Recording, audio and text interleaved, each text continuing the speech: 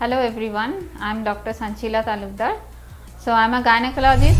So today I am going to speak with you on two topics. The first one will be cervical smear.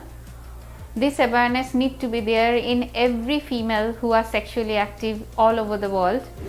The problem with developing country and high population density country, it is not so much widely publicized always, but I will request every female who are sexually active to go for every 3 yearly cervical smear so that we can make sure that nobody is dying out of cervical cancer, because the precancerous phase, where from normal to cancer of cervical cancer, takes a long time to develop.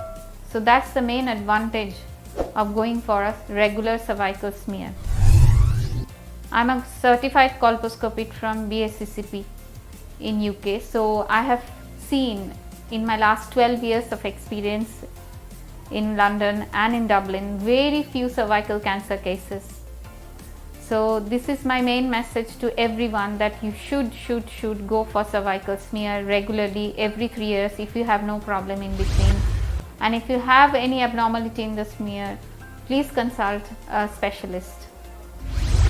Next topic I will go ahead is early pregnancy scan.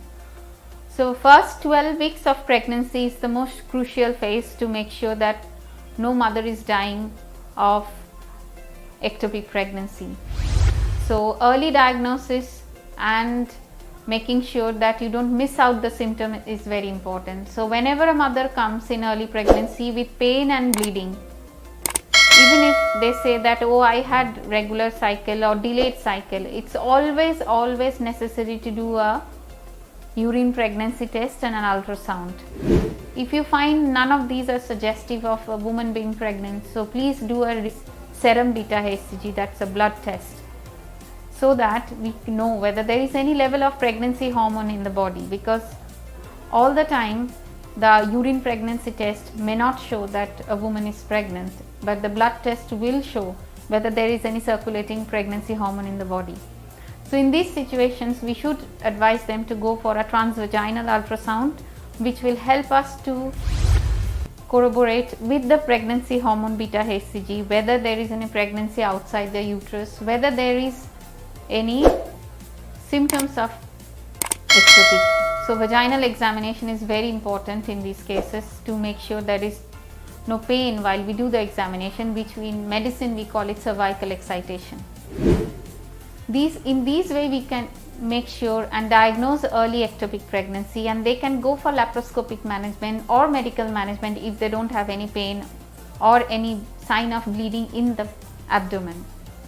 Because once they start bleeding or if there is pain, we can't advise them to go for medical management, we have to go for surgery, and surgery involves other risks like infection, bleeding and internal organ injury in the abdomen.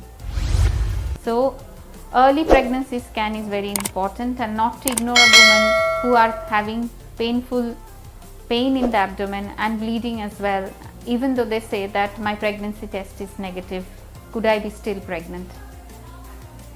Thank you very much.